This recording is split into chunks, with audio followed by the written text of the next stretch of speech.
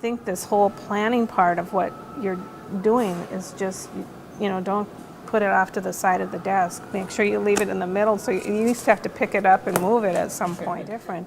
I really take the time to do that feasibility part of it, because then when I move on to the next step and building it into the business plan, which you should be doing also, you have a lot of that background information, that research, and that things that will make it much easier for you to bring support to your project, whether it's a nonprofit or a for-profit.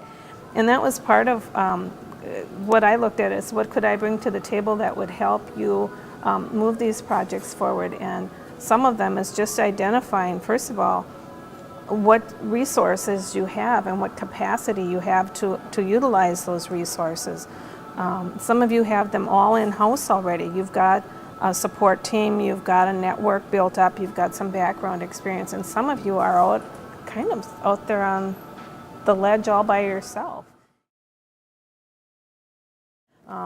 But one of the things that I always say really separates a successful kitchen from one that struggles or that fails, is that it does provide incubation services. And so sometimes when a shared kitchen is called an incubator, it's really not an incubator.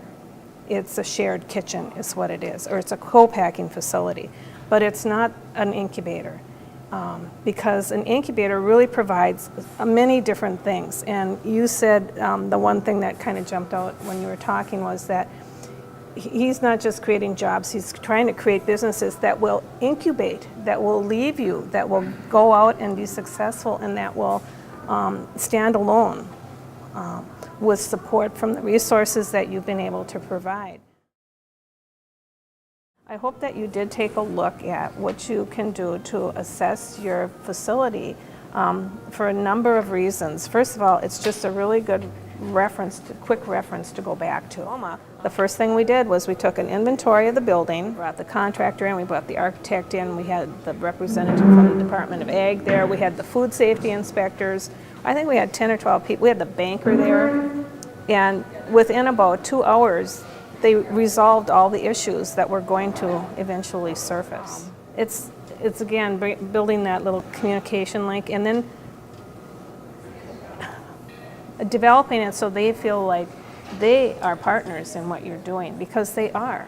When we did our feasibility, and again the interviews with the existing kitchens, was that you should try to get new equipment or like new equipment with a warranty. And the next time a hospital is closing and offers you a convection oven that they've just used forever and it works just fine, you probably want to have it inspected. And the Department of Ag actually has, I think it's Lee Larson and a couple of other departments that will actually, if you tell them what you're looking at and the model number and everything else, they'll be able to help you do an assessment on whether that's a good donation to accept or not. One thing that you're probably going to find, those of you that already have kitchens, your wish list is like this long, and you really need to prioritize that.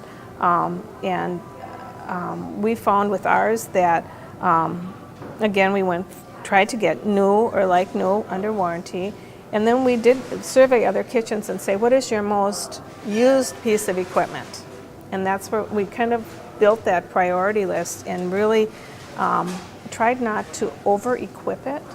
The ones that were really successful and have been around for a long period of time were built to the ability to serve the neighborhood or the locality or the region that they were serving. They didn't overbuild. And those of you that have been to my kitchen know that it's pretty bare bones, and yet right now we have about 70 businesses working in that kitchen. But you don't want to underbuild either. If you think, well, we'll start with just this and this and this. We'll start with a stove and a cooler and a Hobart mixer. Okay, so and maybe one convection oven. You really have had to have done a survey of your people that are calling you up and want to open next week, and you really need to identify what pieces they need. And when you get several of them that all need that same piece, you probably need to take a look at that when you're prioritizing too, not just what you think they're going to need. And the fact that you're going to have to build into your budget a reserve fund because you are going to have to replace it. And of course, if it's being used frequently or around the clock, that accelerates dramatically. And you're also going to develop a training sheet or a training, just those little cheat sheets that you have, so that it's right near the equipment. You'll also have to determine what pieces can be used by what individuals. There needs to be some level of screening as to who gets to use what. So by identifying, just taking the building and then taking your equipment and just really getting all of these little things in a row so that you can put your energy into telling that story. You don't want to have to go back and try to recreate everything when you want to apply for funding, or you want to get a loan, or you get somebody that's willing to invest in your project either through donations or in kind or whatever. If you can put together this business plan and all these components that are part of it and keep it updated, just put it down that it's something you look at least quarterly and make whatever changes you need to make. It makes that moving forward process so much easier, and then you can put your energy into educating. One of the services that we do is to build those linkages between growers and not just growers and processors, but growers, processors, retailers. You're building this community food network. There's services that you can provide to the growers you work with, and there's services that you can buy to the customers that you work with. And once you start building that little links in the networks, they get excited, and they can see that they can sell their product. Our existing clients that we have is they want to know, well, distribution is just the biggest problem we have. Getting it from this point to anywhere beyond 60 miles is just a real huge problem for us. Trying to get them into trade shows and the fancy food shows, which are very expensive to exhibit at, so we try to work with them. We provide that as part of our services, the pH testing and things like focus groups, so that we can sample their product and get feedback for them. An incubator does not have to be a facility. It does not have to have a floor, a roof, walls. It doesn't have to have anything, and that's a virtual incubator. And it's an incubator that can provide support services, whether it's business support, technical support, or whatever. And those are all part of our criteria for entry.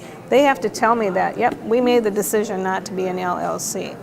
If they're thinking about it, then we team them up with either the Small Business Center, the Extension Office, somebody that has the ability to counsel them on that, or to tap into the Department of Commerce funding for business training. They'll fund up to 75% in most cases to take some of the business startup classes. The policies really just are things that make your operation run more smoothly. I'm sure you have lots of policies in place on when you're running a business like this, and trying to address some of the things that will come up in a shared kitchen. Probably the biggest issues that we have had with our policies have to do with access to the kitchen and who can be in there and who can't be in there, how old somebody has to be. What we try to do is have somewhere around 3 anchor tenants, and that's somebody that uses the kitchen 20 hours or more a week, because we know with 3 of those that'll just about pay our utility bill. And then the rest of the time is just open time. And their time includes carrying in, setting up and sanitizing, production, and cleaning up and making sure everything's taken care of before they leave. So there's no time that the kitchen is not being paid for when they're using it, right? Okay. One of the things that an incubator tries to facilitate is that there is dialogue between processors so that they become resources for each other.